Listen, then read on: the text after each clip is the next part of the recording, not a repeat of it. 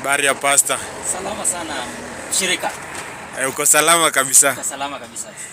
Naona leo umechangamka sana. Leo umechangamkia job bana, lakini hiyo kasi ya upasta unajua singine lazima ujitegemee kidogo, usikule kondo sana. Asa job inakupeleka aje?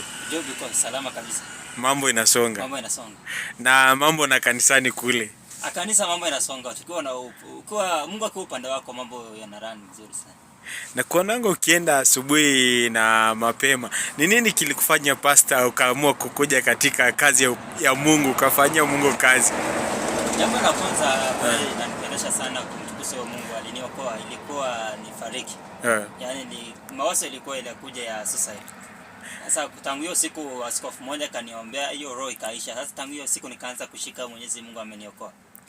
Nyewe pasta, nikiangalia venye uko na unachangamka ni kwamba Mungu yuko ndani yako. Mungu yuko ndani yangu. Na pasta, ni kitu gani ambacho face kwa maisha ama experience kwa maisha ambayo kikakudiscourage zaidi? Kitu ambacho ni discourage kabisa ilikuwa ni watu kuniongelea mimi mwenyewe. Maisha yangu watu wananiongelea. Lakini nilipokuwa kwa maandiko 1, 2, 3 nikaona hata Lazaro alikufa. Yaani wanadamu hawana wema, wanaongelea hadi maiti. Sasa hata mimi nikasema hata mimi mwenye natembea sina haya, yani siogopi. Kama wanadamu wanaongelea maiti, si heri waniongelee mimi nikiwa hai. Na pasta, hivi tuacha tuseme washirika wakiweza kuja kanisani na ikue mmoja hajabeba sadaka, ni lazima mtu kutoa sadaka katika nyumba ya Mungu ama si lazima?